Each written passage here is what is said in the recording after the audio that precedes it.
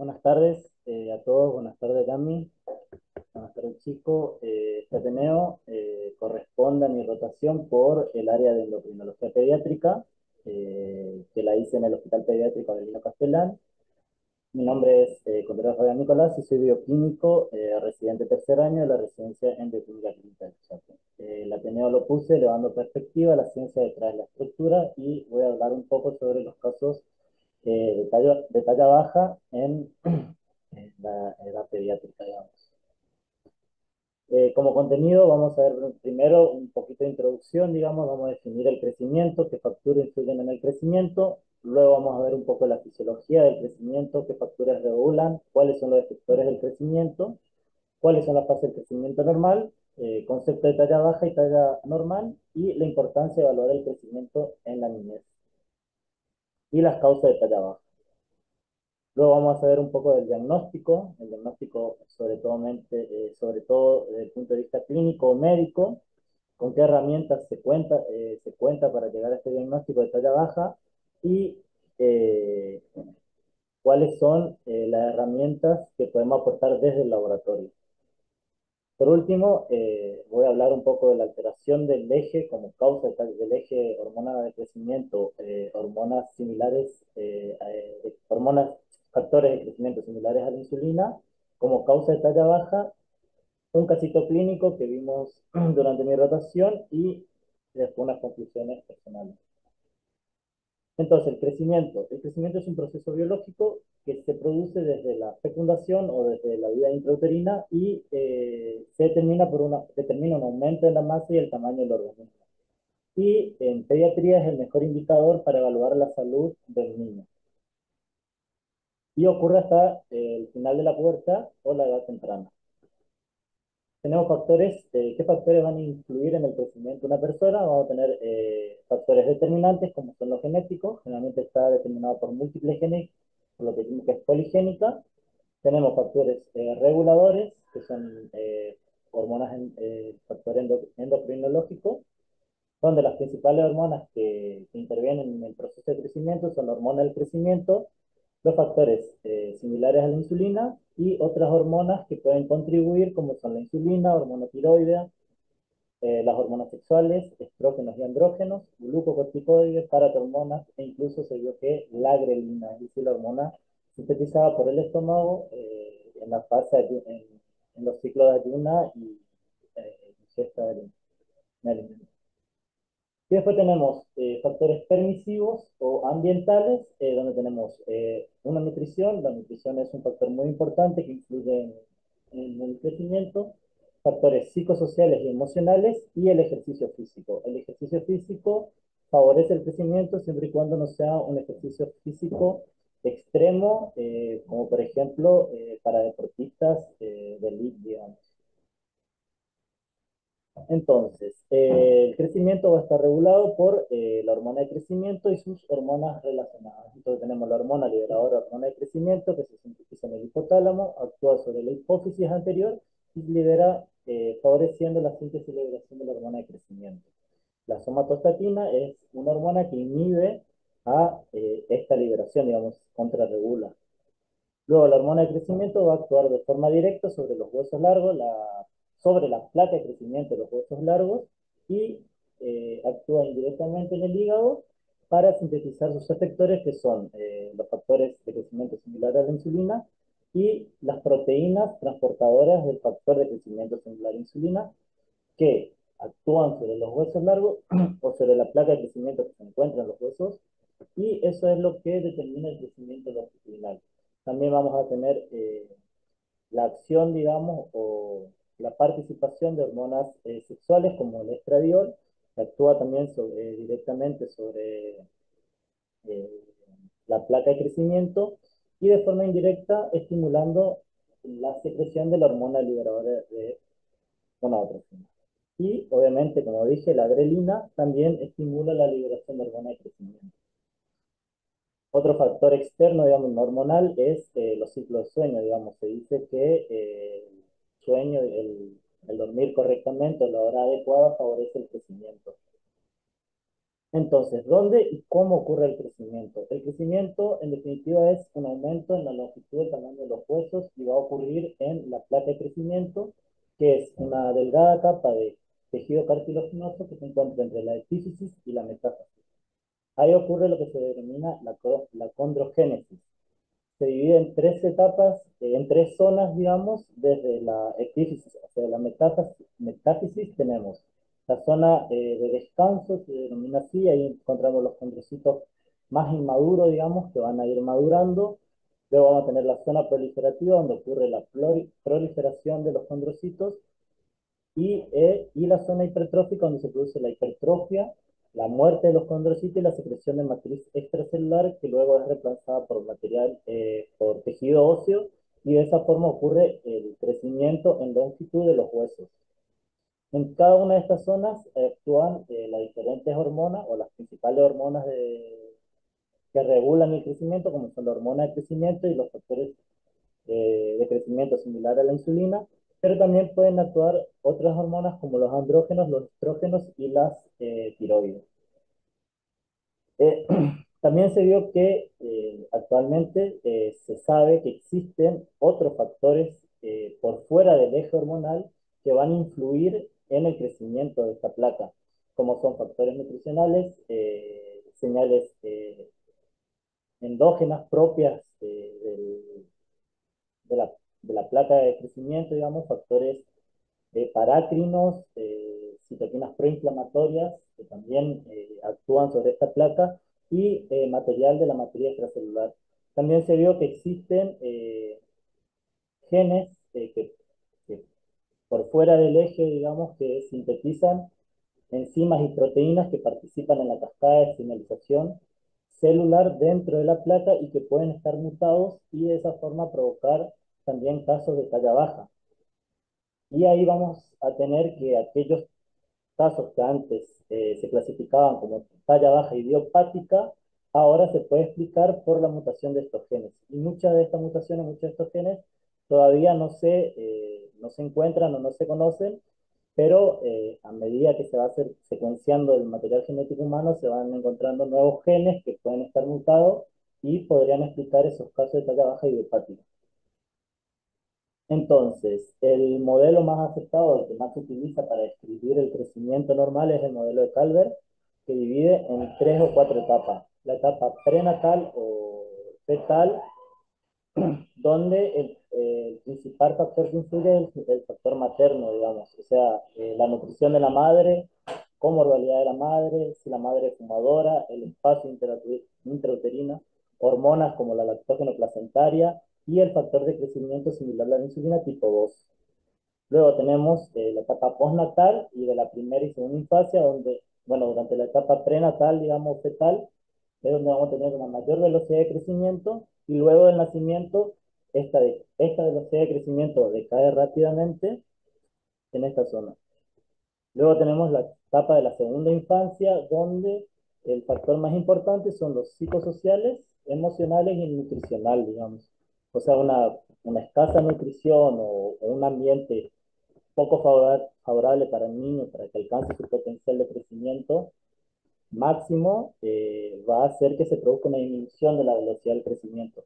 Si esta noxa externa, que hace una desnutrición o un factor emocional, se elimina, ocurre lo que se llama compensación del crecimiento antes de la pubertad y permite que el niño, la talla final adulta de la persona, esté dentro de los percentilos esperados, pero sin embargo nunca alcanza su potencial total. Luego tenemos el componente puberal, donde se produce el empuje puberal o el crecimiento puberal, que en niñas, el niño está atrasado 2 años respecto a las niñas. A la niña ocurre entre los aproximadamente 11, 12, 14 años. Y en los niños, perdón, en niña entre los 11, 10 años más o menos ocurre ese estirón puberal antes de la menarca y en los niños a partir de los 14, 15 años. Por ese motivo también es que los hombres o las personas del sexo masculino alcanzan una estatura de entre 2,5 a 5 centímetros mayor que las personas del sexo femenino. Entonces vamos a tener tipos de curva de crecimiento, de velocidad de crecimiento, tanto para el sexo masculino como para el sexo femenino, y se ve que obviamente el pico puberal ocurre primero en niñas, digamos, entre los 11 y los 12 años, y en niños entre los 13 y los 14 años. Y esta mayor altura alcanzada en la adultez por los niños se debe a que justamente crecen en 2 años más con ese crecimiento de la primera infancia, digamos, o de la infancia. ¿Por qué es importante evaluar el crecimiento en un niño, digamos? ¿Por qué? Porque el crecimiento adecuado es el mejor marcador de salud del niño frente a un crecimiento normal nos permite detectar de forma temprana patologías subyacentes, ya sean agudas o crónicas, o incluso algún factor emocional que pueda estar afectando al niño, y también es parte de los programas de seguimiento de salud infantil. ¿Cómo se define la talla baja? La talla baja en un niño o un adolescente se define cuando su estatura se encuentra por debajo del percentilo 3 para los estándares nacionales. En la práctica se considera talla baja a todos aquellos que se encuentren por debajo del 2 de bioestándar para el percentilo 50, para la edad y el sexo de la población que se especifica. Pero hay que tener en cuenta que aproximadamente un 3% de personas que son sanas, digamos, que crecen en un ambiente que les permite desarrollar todo su potencial de crecimiento, tienen una talla por debajo del percentilo 3, es decir, por debajo del 2 de bioestándar. El 90% de la población se va a encontrar entre el percentilo 3 y el 10 y obviamente el 95% de la población se encuentra entre los dos, menos 2 de bioestándar y más 2 de bioestándar, perdón, estándar de talla. Entonces, como norma general, frente a un paciente con talla baja, cuando más alejada está la medición de la talla respecto de la media, digamos, es más probable que se obedezca una causa patológica. Entonces, como causa de talla baja podemos tener aquellas patológicas que pueden clasificarse en desproporcionadas o proporcionadas. Siempre que sean desproporcionadas, vamos a pensar en una displasia esquelética o raquitismo. Desproporcionadas se llama cuando la relación entre la longitud del tronco y la longitud de los miembros no es la adecuada para la edad ni el sexo. Y proporcionada es cuando se mantiene esa relación y podemos tener causas prenatales o postnatales. Y bueno, frente a la idiopática, como bien le dije, todas aquellas causas que obedecen a mutaciones en genes, digamos, que participan en todo lo que sea el proceso de señalización dentro de la placa de crecimiento, pero que se encuentran por fuera del eje, que no corresponden al eje hormona de crecimiento, hormonas similares a la insulina, pero que al estar mutados provocan esa talla baja, digamos, que muchas veces no se puede llegar al diagnóstico porque no se conoce qué gen es el que está implicado en esa mutación.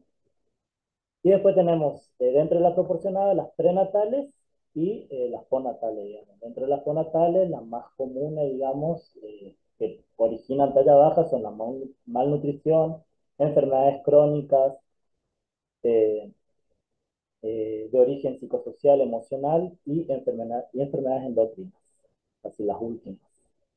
Después tenemos lo que se llaman variantes normales de crecimiento, que son aquellas que se pueden encontrar tranquilamente en la población, digamos, y no por eso significa que haya algún problema de salud, como son la baja talla familiar, el retardo constitucional de crecimiento, el retardo de la maduración y el retraso puberal. En todos esos casos se descarta con una buena anamnesis y siempre que se elimine la noxa externa que podría estar causando este retraso, se espera que haya un crecimiento compensatorio que le permita alcanzar una altura adecuada para la edad y para el sexo dentro de la población que se estudia. Después tenemos causas, bueno, estas son todas las causas de talla baja, digamos, podemos tener trastorno del eje, hormona de crecimiento IGF-1, ya sea por déficit de hormona de crecimiento, ya sea por problemas en el hipotálamo, en la hipófisis, o bien podemos tener insensibilidad a la hormona de crecimiento o anomalías del factor de crecimiento similar a la insulina y de sus receptores. Después tenemos trastornos fuera del eje, como dije nuevamente, malnutrición, enfermedades crónicas, talla baja idiopática, factores maternos y placentarios. Y después está una otra clasificación que encontré, digamos, que clasifica las causas de talla baja en función de si son intrínsecas de la placa de crecimiento, digamos, como factores parácrinos, factores que corresponden a las componentes de la matriz extracelular, o bien factores intracelulares dentro de la señal, cascada de señalización celular. Y los extrínsecos a la placa, donde incluye una falta de nutrición, una malnutrición, incluye los factores endocrinos, incluye factores inflamatorios, citoquinas inflamatorias, entre otras cosas, y factores físicos, por ejemplo, traumas mecánicos, etcétera. Entonces, siempre que nos encontremos frente a un caso de talla baja, como bien dije, la mayoría de los casos es por consulta de una madre preocupada porque ve que el chico es más pequeño, más flaquito, más delgado que el resto de sus compañeros, y al hacer la evaluación, o el médico al hacer la evaluación, se encuentra que el niño se encuentra perfectamente dentro de los percentiles esperados de crecimiento. Entonces, y muy pocos, o sea, son menos los casos que se deben realmente a una patología endocrinológica. Entonces, frente a un caso de talla baja, es muy importante que el médico haga una buena exploración física, un buen examen auxológico del niño. Entonces, debe preguntar sobre los antecedentes perinatales, porque se vio que partos o nacimientos por cesáreas o podómicos se asocian más también ahí se asocian más a un déficit de hormona de crecimiento que otros antecedentes personales, por ejemplo, la estatura del padre, la estatura de la madre, si la madre a qué edad presentó la menarca, si existen otros familiares, hermanos también con talla baja. Y por último, también hallar el rango genético. El rango genético es, es una fórmula empírica, digamos, que permite calcular la talla adulta final esperada que se alcance, digamos, y se calcula haciendo la estatura del progenitor del mismo sexo más la estatura del progenitor del sexo opuesto, se suma 12,5 si es varón y se resta 12,5 si es mujer y se divide por 2. Y eso nos va a dar la talla definitiva esperada para el chico, digamos. Entonces nos permite sospechar una alteración del crecimiento cuando las predicciones de talla definitiva se alejan de la talla del chico, digamos. Después tenemos la edad ósea, que refleja mejor la edad biológica que la edad cronológica y permite también realizar un pronóstico de la talla adulta. ¿Cómo se realiza? Se hace una radiografía de la mano muñeca izquierda de frente con focos en la cabeza y el tercer metacarpiano. Y eso se compara con una tabla de radiografías de Greulich y Pell y bueno, y se considera normal si se encuentra más o menos dentro de los 2 años para la edad del paciente, digamos. Luego tenemos los exámenes físicos, donde vamos a evaluar la talla, el peso, la velocidad de crecimiento, perímetro cefálico, desarrollo puberal, y todo eso se hace con instrumentos de medida que están estandarizados y luego se debe comparar con tablas y modelos de referencia. Y ahí podemos tener tablas descriptivas y proscriptivas. Las descriptivas son aquellas por ejemplo, la de Legarraga, digamos, que al realizar sus curvas de crecimiento, digamos, incluyó todos los niños de la población, digamos, y la evaluó en los distintos tiempos, hizo un seguimiento a lo largo de los años, incluyó madres con más de 2 hijos, fumadoras, con diabetes, niños, tanto que crezcan en ámbitos que le permitan desarrollar todo su potencial de crecimiento, como aquellos niños que no crecen en esos ámbitos. Y después tenemos las tablas, como por ejemplo la ONU, que se llaman tablas proscriptivas, digamos, que selecciona un grupo de personas, digamos, de niños que cumplen ciertos requisitos. Por ejemplo, madres primerizas con un parto a término, digamos, o sea, una adecuada edad gestacional, un adecuado peso al momento de nacimiento, niños que crezcan en un ámbito que les permita alcanzar todo su potencial de crecimiento.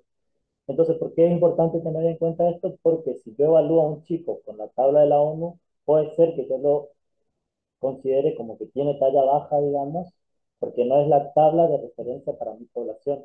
Si yo uso la que es para mi población, puede ser que este chico se encuentre dentro de los percentilos esperados para la población, para el sexo. Otras tablas también que permiten evaluar, digamos, como bien dije, eh, por ejemplo, la relación entre el tronco y los miembros, por ejemplo, la estatura sentada con respecto a la edad o los años, digamos, nos permite diagnosticar los casos de displasia esquelética o raquitismo, etcétera. Después tenemos tablas que nos permiten evaluar el perímetro cefálico y nos permiten hallar de forma precoz aquellos casos de macro o microcefalia relativa.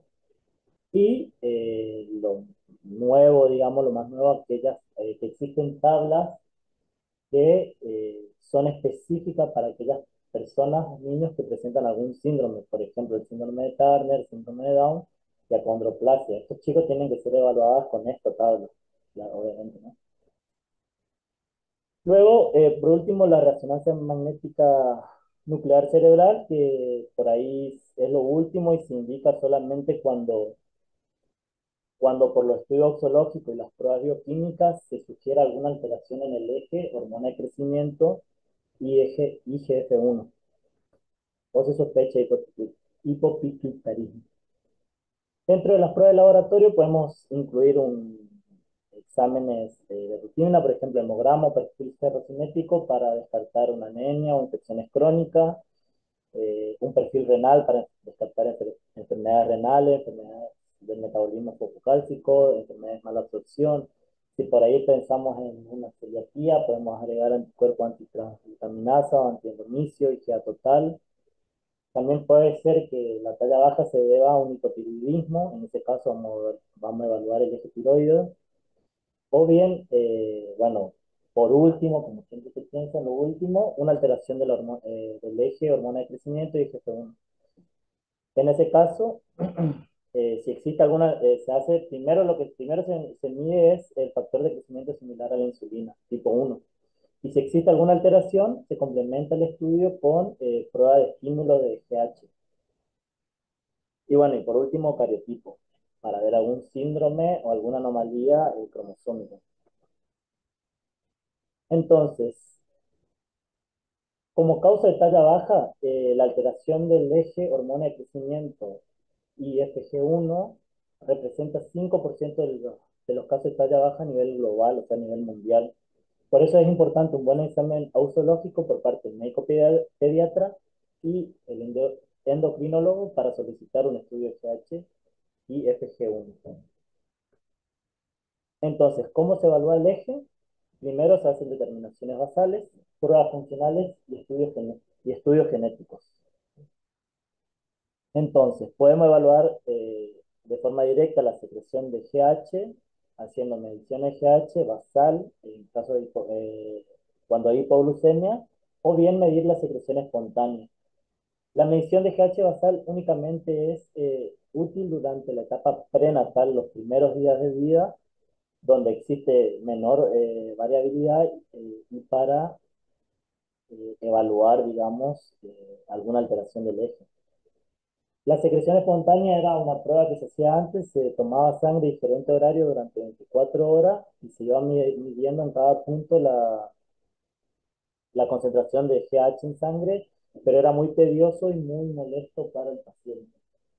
Y lo que podemos hacer también es evaluar de forma indirecta la secreción de GH, midiendo la concentración de IGF-1 o IGBP3 o de las proteínas, de la subunidad ácido lábil o IGF-1L. Entonces, para hacer una evaluación de la secreción de GH, hacemos prueba de estímulo y medición de GH. Y para evaluar una insensibilidad a GH, podemos medir IGFB1 o IGFBP3 y las demás variantes, digamos. Entonces, ¿qué es la hormona de crecimiento? Es un péptido de 22 kilodalton que se sintetiza y, secreta, y es secretada por la hipófisis anterior. Tiene un ritmo ultradiano son ritmos de secreción pulsátil con máximos espontáneos nocturnos. Puede circular libre o unida a proteínas y su concentración va a variar con la edad y el sexo.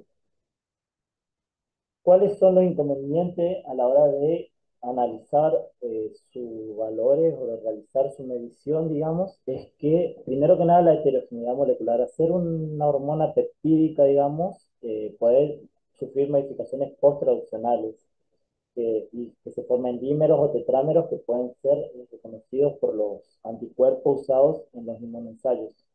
También existen dos formas, la de 22 kilodalton y la de 20 kilodalton. La de 22 kilodalton es la que más abunda, entre un 70 y 75% del total.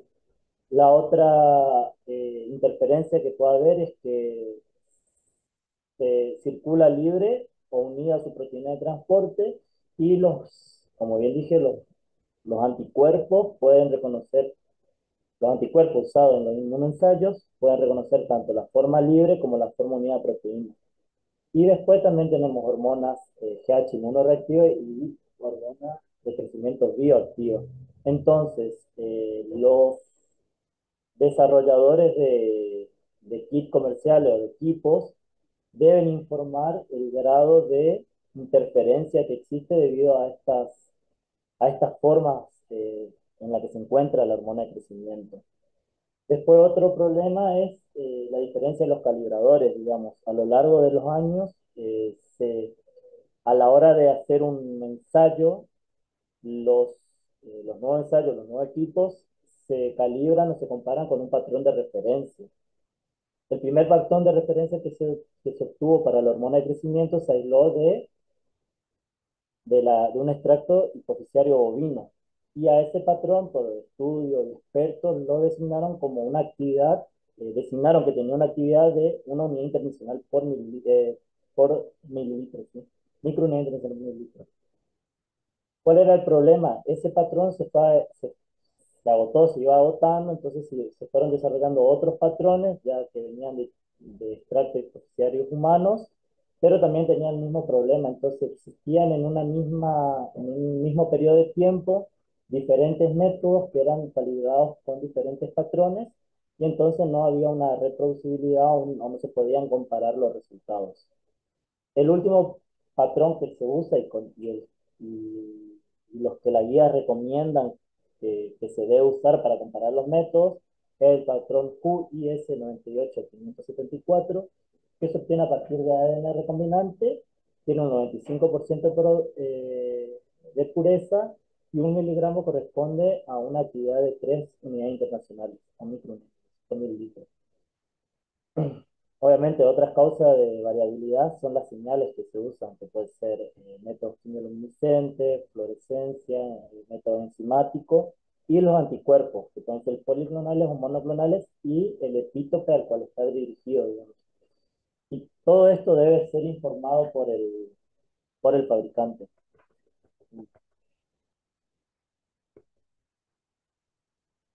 Bueno, entonces, los consensos, digamos, por ejemplo, este consenso de Europa, digamos, propone, digamos, adoptar un único calibrador para todos los ensayos. Por ejemplo, el QI IS 98574, que, que tiene un 95% de pobreza, principalmente está formado por la isoforma 22 kilodalton y tiene una potencia de 3 unidades internacionales. Otro problema que había es que la unidad en la que se informaban los resultados variaba de un laboratorio a otro. Entonces, lo que se recomienda es usar unidades de masa, ya sea microgramos o nanogramos, y en un futuro poder reducir la discrepancia que se produce debido al uso de diferentes anticuerpos. Bueno, obviamente, como bien dije, la interferencia producida por las proteínas transportadoras hormona de crecimiento deben ser especificados por el fabricante qué porcentaje de interferencia se produce y, eh, Bueno, recomiendo usar anticuerpos que tengan una elevada afinidad por la isoforma 22 kilodalton y de esa forma eh, alcanzar un coeficiente de agresión analítica menor al 20%. El equipo con el que trabajan en el hospital pediátrico es de Roche, es un COBA de 601. La técnica es electroquimioluminiscencia, es un método estandarizado frente al patrón estándar 98574. Y bueno, es una técnica tipo sándwich no competitivo, donde vamos a tener un anticuerpo con biotina, conjugado con biotina, que se coloca con la muestra, se deja así en Cuba, luego se lava, se coloca otro anticuerpo, también anti-GH, que tiene un rutenio, y en Cuba se lava, luego se lo pone a incubar con esferas magnéticas que tienen pegado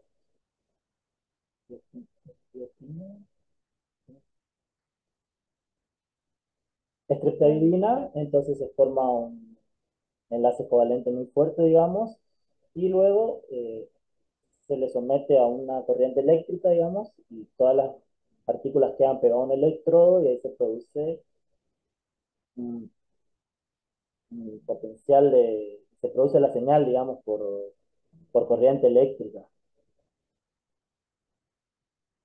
Bueno, IGF-1 y IFGDP3.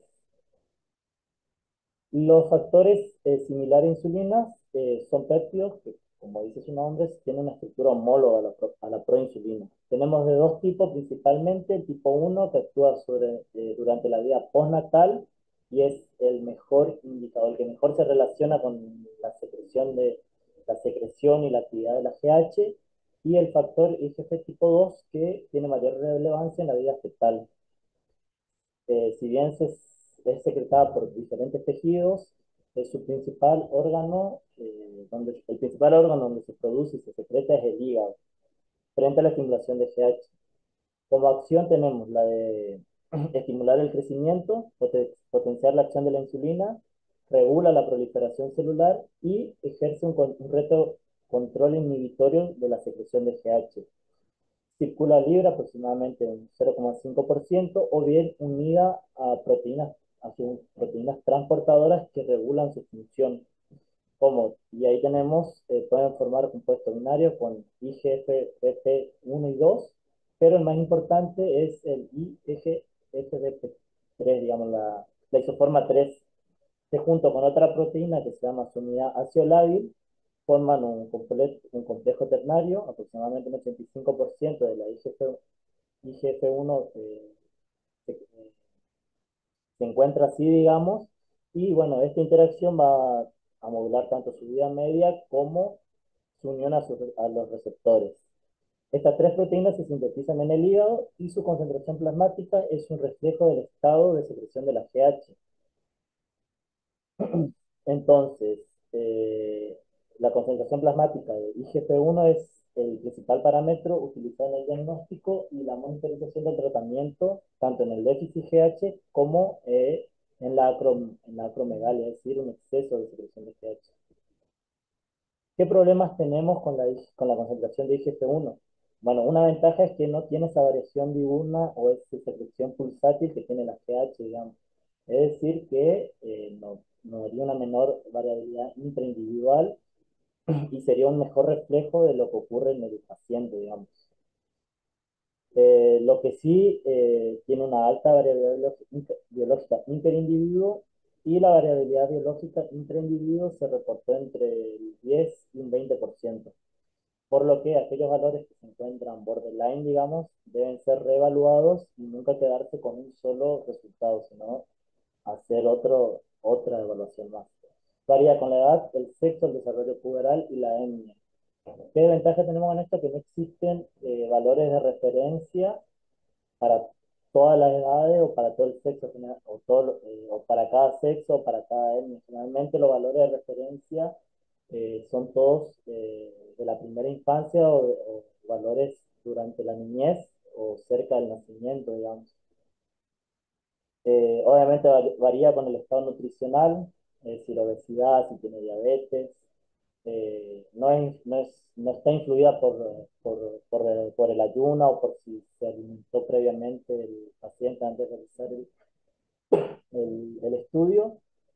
La expresión de resultados. También tenemos problemas con la expresión de resultados porque varía la unidad en que se expresa en los diferentes laboratorios y las guías internacionales eh, aconseja expresar los resultados en puntuación de desvío estándar, digamos, y considerar que si el valor se encuentra por debajo de los dos desvíos estándar, podemos hablar de un déficit.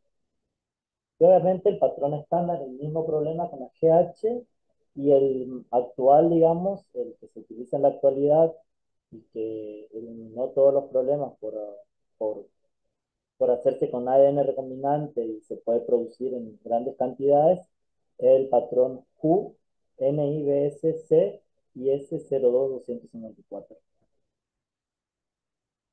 Bueno, eh,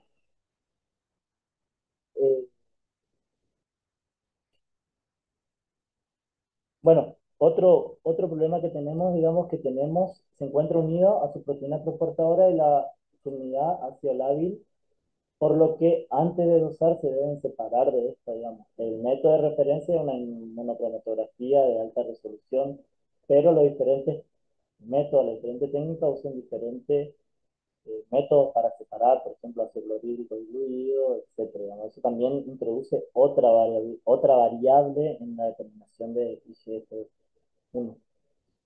Después también podemos usar la proteína transportadora, el isotipo 3, no es necesario el proceso de extracción. Sí es útil conocer los anticuerpos si reconocen la molécula intacta o también los diferentes fragmentos. Se vio que la relación monolar entre IGF-1 y su proteína transportadora es sugerida como una medida indirecta de la IGF-1 biodisponible. Existen varios estudios que proponen que la medida de IGF-BP3 y la relación molar como un biomarcador de la acción de GH. Y bueno, la desventaja es que existen escasos valores de referencia con los métodos actuales. Bueno, el equipo, el mismo equipo, digamos, con el que trabaja el hospital pediátrico, el Roche COAS 601, la técnica también es una electroquimiluminiscencia, usa ácido clorhídrico diluida para separar IGF-1 de IGF-BP3 y su unidad ácido lábil. El método está estandarizado frente al estándar de referencia y este método, bueno, ahora estaban dosando solamente IGF-1 y hace poco pidieron el reactivo para hacer IGF-BP3. Enseguida se va a cortar y tenemos que esperar 9 minutos aproximadamente para poder conectarnos de nuevo. Así que en 9 minutos nos volvemos a conectar. Mientras sigo. Bueno, son dos estudios, digamos, que puse ahí como para que vean, donde habla del consenso, las dificultades en la determinación de IGF-1, de la hormona de crecimiento, de IGF-BP3, y qué recomiendan ellos como para disminuir esa variabilidad analítica, digamos, que puede surgir. Bueno, por último, sí, bueno, por último, lo que se hacen las pruebas de estímulo, digamos. Tenemos dos tipos de pruebas, de tamizaje y pruebas confirmatorias. El tamizaje podemos usar el ejercicio físico, la clonidina, la levodopa y las pruebas confirmatorias con glucagón, arginina o insulina. Eh,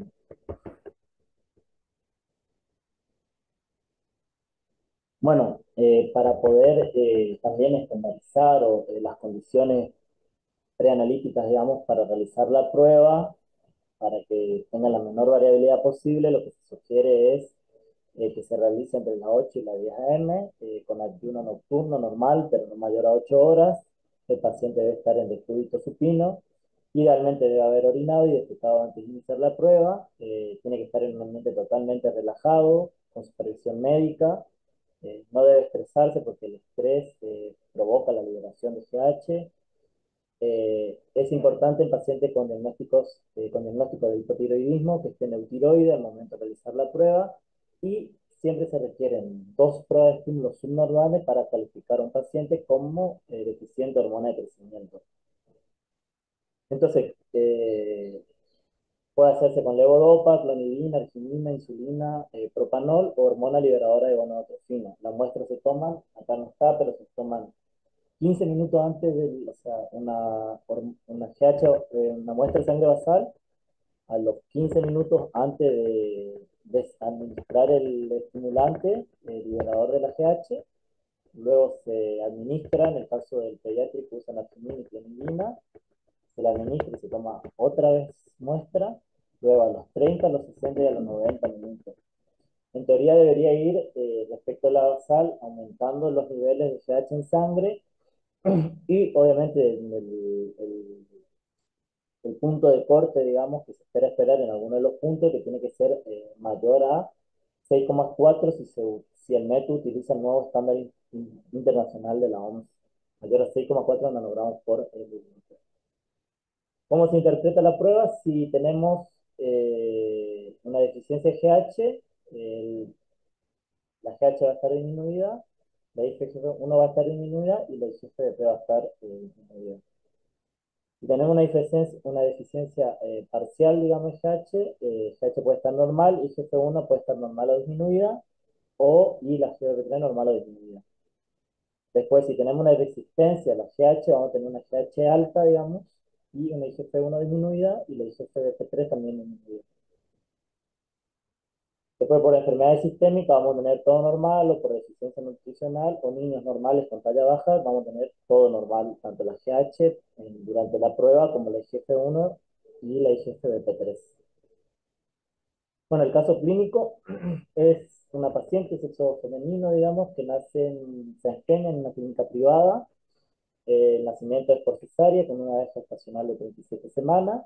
Recibe el alta entre los 2 y los 3 días. El peso es de 2 kilos 750, talla 45 centímetros y perímetro cefálico de 34 centímetros. A los 3 días es internada por presentar un síndrome convulsivo, ictericia y requiere de asistencia respiratoria mecánica y en el hospital de Saint-Peña y pasa 13 días internada en la unidad de cuidado intensivo de neonatal. El 11 del 7 derivado al hospital pediátrico Abelino Castellán, tiene un peso de 3 kilos 700, digamos, en el percentilo 3, tiene una talla de 53 centímetros, menor por debajo de los 3 de estándar para la edad prenatal, digamos, postnatal, perdón.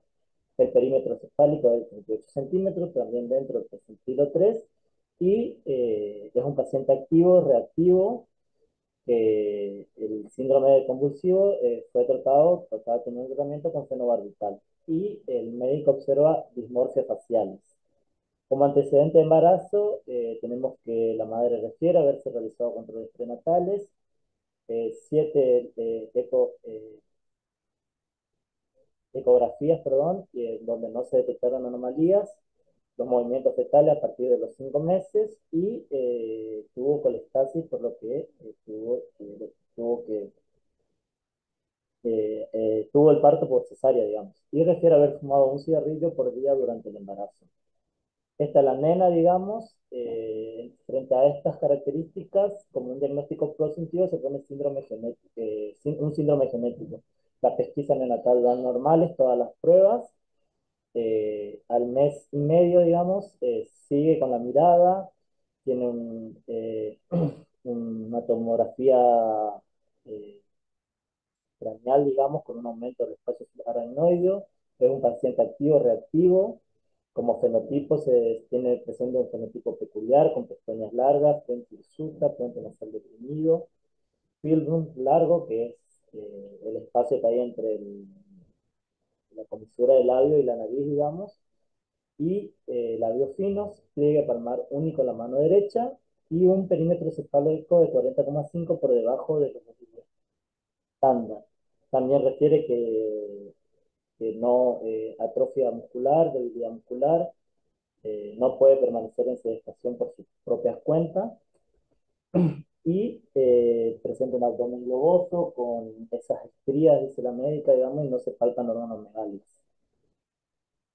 Acá ya esta foto es al año más o menos al año de vida, donde ya logra hacer sedestación por su propio medio, pero se sigue notando atrofia muscular, hipotonía y debilidad muscular. Entonces, estos son los seguimientos, el peso y la talla, digamos, todo antes del año de vida, y en todos los casos refiere que se encuentran por debajo del percentilo 3 para la edad.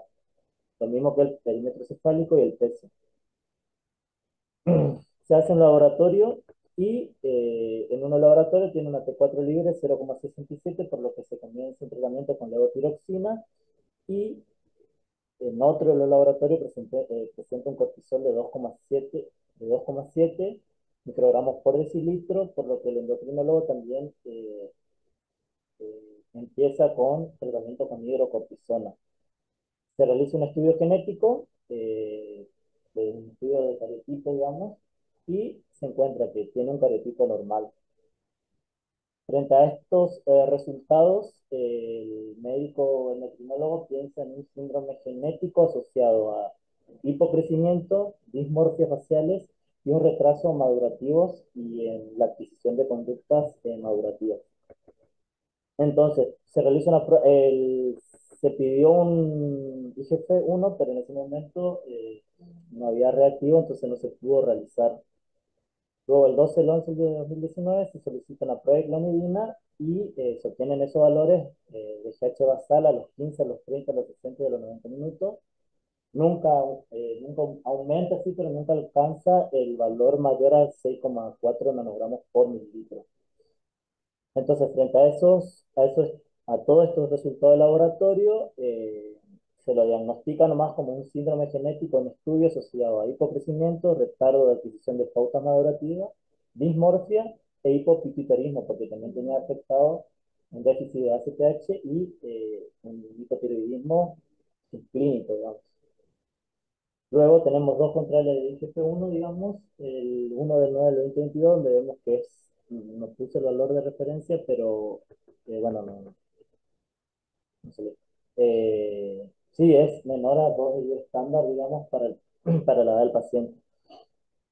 No leía en la historia clínica si empezó también tratamiento con hormona de crecimiento o no, pero sí se ve que en agosto del 2023 tiene un valor de IGF-1 que aumentó, digamos, y estaba dentro de los valores de referencia para la edad del paciente. Esta es una foto actual de la nena, digamos, con 4 años, y se ve que presenta esa fractura baja, digamos, ahí está parada arriba de la camilla, y me dijo la médica que me estaba mostrando que tiene 4 años, presenta una voz característica tipo aflautada, que es todo característico de un síndrome genético. Y bueno, hasta ahora el tratamiento funciona. Si bien no se llegó al diagnóstico de certeza, se ve que tiene una disfunción del eje hipotálamo-hipófisis, digamos, porque no solamente está afectado la hormona de crecimiento, sino también la ACTH y las hormonas tiroides. Entonces, como conclusión, yo puse personal, digamos, que la evaluación del crecimiento es un índice de salud del niño o adolescente, digamos, muy importante para evaluarle la salud. Obviamente que cuando el crecimiento no es el adecuado, se podría pensar que algo no está bien, ya sea porque tiene un problema orgánico o fisiológico, hormonal, o bien porque estás pasando por una situación de estrés, una situación emocional no agradable, digamos, o un estado de nutrición. Y el diagnóstico de talla baja o la evaluación del crecimiento es, es, es básicamente el pediatra, digamos, tiene que estar atento y realizar las preguntas adecuadas y las medidas o la evaluación auxológica adecuada para definir si esa talla baja se debe a una alteración hormonal o endocrinológica o a otras causas, digamos, de nutrición, eh, psicosocial, o es simplemente una talla baja normal, digamos, de un paciente normal. Esa es la bibliografía que utilicé. Bueno, muchas gracias. Estos son nuestros medios de comunicación, nuestra red social. Nuestro Instagram, Residios Chaco, nuestro canal de YouTube, Residencia Bioquímica Clínica del Chaco, donde subimos todos los Ateneos que te han grabado y nuestra dirección de correo. Ante cualquier consulta, nos pueden escribir ahí. Muchas gracias.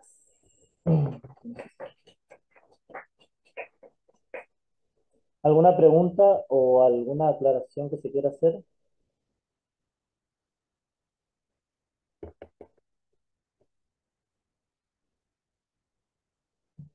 Laura,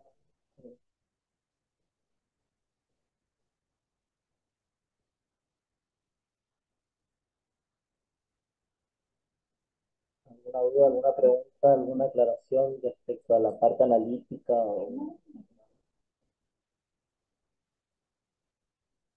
Bueno, si no hay preguntas, doy por finalizada la reunión. Hasta la próxima.